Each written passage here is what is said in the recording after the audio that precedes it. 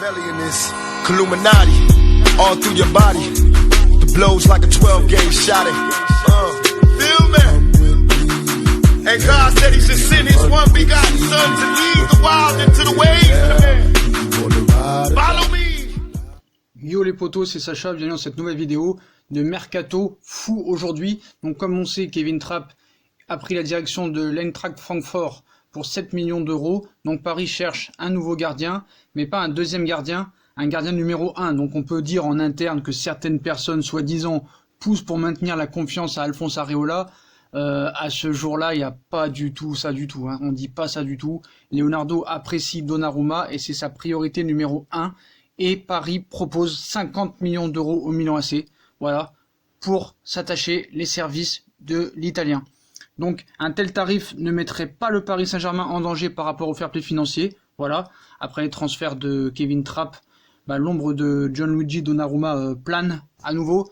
On sait que ça fait longtemps, donc toujours enclin à dénicher un gardien de classe mondiale. Leonardo n'aurait pas clos le dossier et a proposé 50 millions d'euros au Milan AC.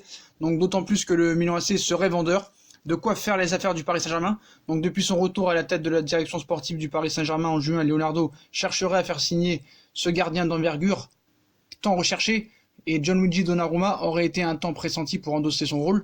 Un échange avec Alphonse Areola a même été envisagé, cependant le dossier semblait s'être refermé au fil du temps, mais le directeur sportif du PSG ne l'a pas oublié pour autant et a fait sa première offre. Le Paris Saint-Germain propose 50 millions d'euros. Donc le Milan AC en quête d'un acheteur pour son gardien. Donc Gianluigi Donnarumma serait toujours dans les petits papiers du PSG.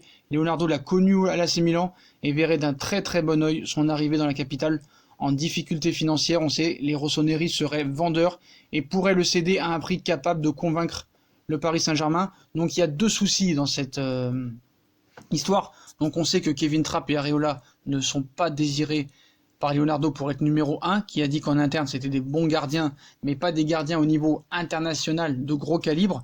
Est-ce que Donnarumma est un gardien de gros calibre? Je ne sais pas. Je ne dis pas que c'est un phénomène, mais je ne dis pas que c'est un bidon non plus.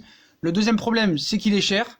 Paris a fait déjà une première offre en proposant 30 millions plus Areola, ça a été refusé. Là maintenant, il propose 50 millions d'euros.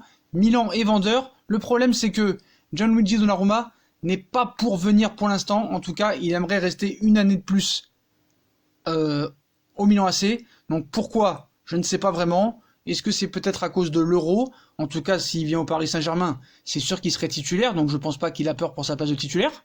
Voilà, on partirait pour numéro 1 Donnarumma, numéro 2 Areola et numéro 3 Martin Gulka, après le départ de Kevin Trapp. Donc est-ce que Donnarumma est la bonne solution?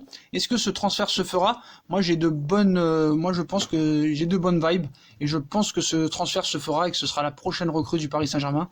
Je pense que Milan AC ne pourra pas refuser une offre de 50 millions d'euros avec les problèmes financiers qu'ils ont. Alors même s'il ne veut pas venir, est-ce que c'est bien d'amener un joueur qui ne veut pas venir? Certes, il ne veut pas venir, mais pas tout de suite. C'est ça, il préférait rester encore un an de plus. Donc voilà. En tout cas, ce qu'il faut bien comprendre, c'est que Paris a fait une offre de 50 millions d'euros.